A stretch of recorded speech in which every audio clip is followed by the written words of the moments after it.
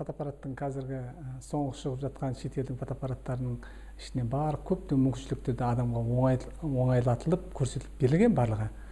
Бірақ соның ішінде жаңағына М деген режим, ол мануал режим.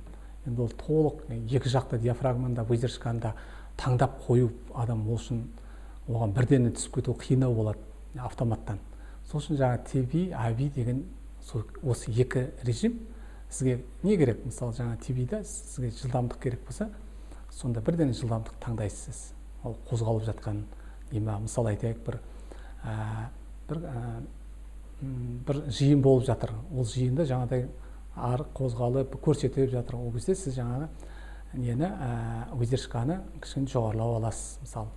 Ал жоқ, егер де бір табиғатты, бір тереңдікті үлкен көрсету керек болса, ол кезде жаңағы AV режимді қоясыз, сіз нені таңдайсыз, тереңдікті, ал екіншісін сізге жартылай көмектесіп отырады. Осы екі режим меніңше осы жаңағы әрі жазып, әрі басқа жақтан алаңдап тұрғанда кішкене жеңілдіктеу болады.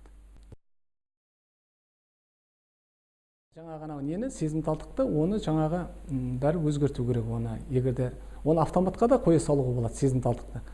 Бірақ енді қаласаңыз, жаңағы күн жарықта, сыртта, далада болып жатса, оны 100-ге, 200-ге қоясыз, ал бөлменің ішіне кіріп, қараңғылау болса, оны көтересіз, сезімталдықты.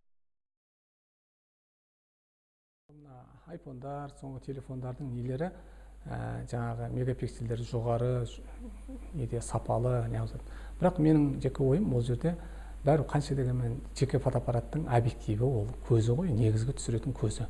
Ол айфондарда нелердің объективтері ол кішігірім болады. Ол да кішкенде шын сурет түскен кезде біраз ауытқулар, нелер өзгерістер болады. Фотоаппараттар жаңа мен айтқандай фокустық арақашықтығы 50 мм деген ол портрет түсіруге, адамның несінің түрін өзгертпей түсіруге, сондай арақашықтықта нелер объективтер. Сол үшін қанша дегенмен фотоаппараттардың көбісінде объективтері, көзәйнектері, солар рөл атқарады. Сайтқа салған кезде үлкен ауыр салмақтарды салмайды ғой. Сол үшін жаңағыдай JPEG форматтар, осы форматтарда ненің сақтау карта памяти дейді, соның мүмкіншілігі кең болады, көп болады.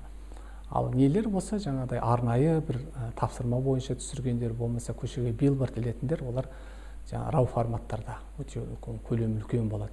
Соны байқау керек, себебі сіз ондай форматтарда, RAW форматта түсірсеңіз, бір қызықты сәттерде неңіз таусылып қалады. Сол үшін JPEG форматы осы интернетке, неге тез саюға размері несін бәрі.